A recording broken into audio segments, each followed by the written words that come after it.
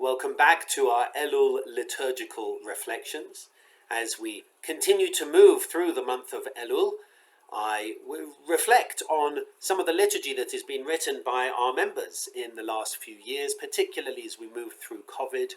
And we use these Elul reflections as a way to guide our own journey through the month of Elul.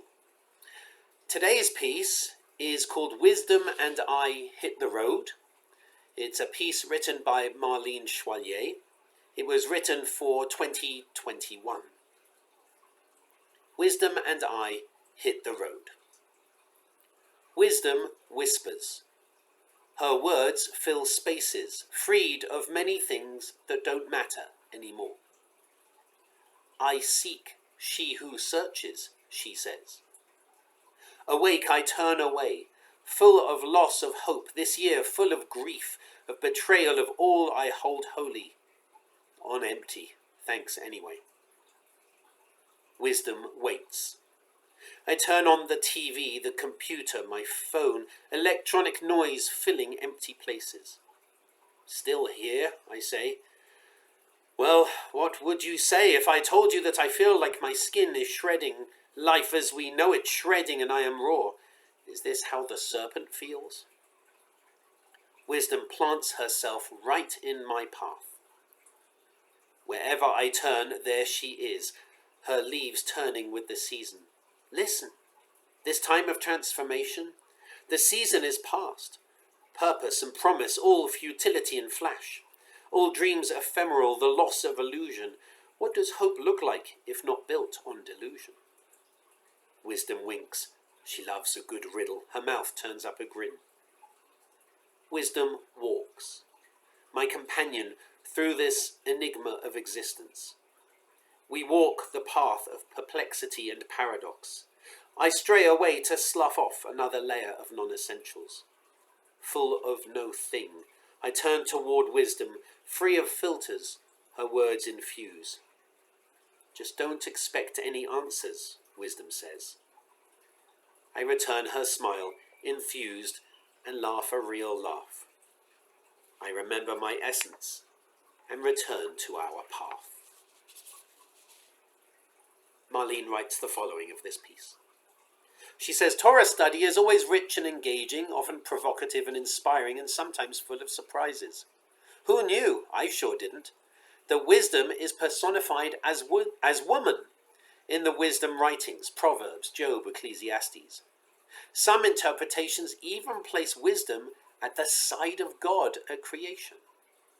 In our study, this was for me a stunning moment, a profound and personal acknowledgement of the feminine as partner in co-creation, an aspect I can relate to, and who can relate to me, rich with metaphor and paradox that inspires contemplation and deepens connection. Thus emerged this poem, a midrash really. Wisdom becomes accessible as sister, elder, mentor, much as the king is in the field, especially during the month of Elul. She appears almost as the Ish, man, or angel, or teacher, or Elijah appears at a needful, open and transitional moment. Wisdom becomes both companion and guide on my path. But first, does it seem that I'm testing wisdom? Or experiencing such radical shredding of all that has been foundational to my beliefs, and most especially to my sense of hope?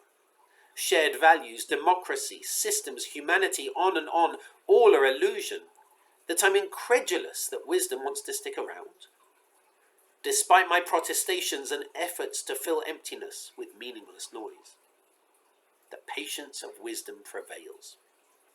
Turns out that raw and empty are for me not bad places to be. In fact, whenever in a place or time of reflection and renewal, whether the context is heightened due to the pandemic or politics, holy days or birthdays, these are, always have been, always will be, essential elements of the struggle that precedes and makes space for awareness and growth. Wisdom's challenge is bound to confidence in my courage to face, shed, and transcend the boundaries of illusion, non-essentials, and hopelessness, to emerge with a deeper and more durable understanding of the source of my being. to make the conscious decision to return to the arduous and twisting inward and outward path toward my essence. Fortunately, it seems that my walking companion Wisdom and I share an appreciation for good questions and a good laugh. It's another stunning piece. I like the fact that Marlene describes this. She first describes it as a poem, and there are elements that rhyme, literally rhyme, right at the end, for example. Laugh a real laugh, return to our path. There is that. There is also a lot of alliteration throughout. It's actually rather wonderful alliteration. Futility and flash, purpose and promise. We walk the path of perplexity and paradox. I turn toward wisdom, free of filters. There's a poetic form to it, for sure, but in some sense, as Marlene says, it is, in fact, a midrash that serves as a liturgical insertion. And again, it's really interesting, like the others that we've seen before, it's really interesting that this one starts with quietness. Wisdom whispers, her words fill spaces freed of many things that don't matter anymore.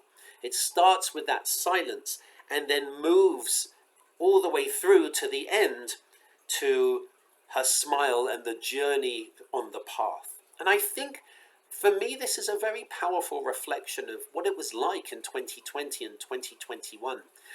Being present but not being present, the silence of not being surrounded by community members. For me, I remember particularly, especially the High Holy Days of 2020, being the only person in the sanctuary and leading the entire service with slides and not being able to hear anyone, not anyone else. It was totally silent. And I finished the service and literally burst into tears because it was such a profound, lonely silence. And it's really interesting to me that each of these liturgical pieces that we've looked at so far start with silence from the other perspective, not silence as a clergy member not hearing the community back, but silence as a member of the community not being surrounded by other members of the community and their voices. And I think there's something very powerful for us for this month of Elul, where Marlene talks about turning on the TV, the computer, my phone, electronic noise filling empty places. That emptiness that we seek to avoid in contemporary society is, as Marlene says, a real place of potential growth.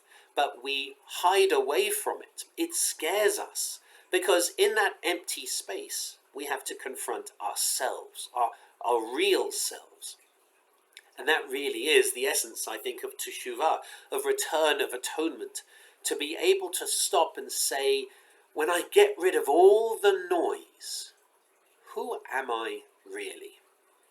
I think Marlene's midrash here helps us really strip away that pretension and shows us that we have a companion in this journey.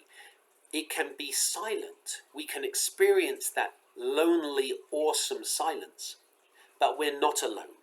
Wisdom personified here in this. Wisdom journeys with us so that wisdom and I can indeed hit the road. Our blessing for the blowing of the shofar, Lishmoa Kol Shofar.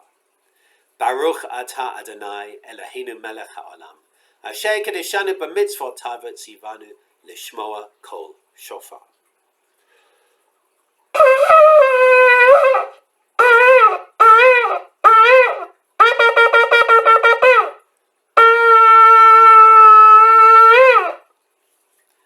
I wish you a wonderful day, a powerful month of Elul, an opportunity to experience true, deep, powerful, reflective silence, and to use it on your journey of preparation towards Rosh Hashanah. We'll return with another Elul liturgical reflection on Wednesday. Have a wonderful, powerful, silent, and accompanied day.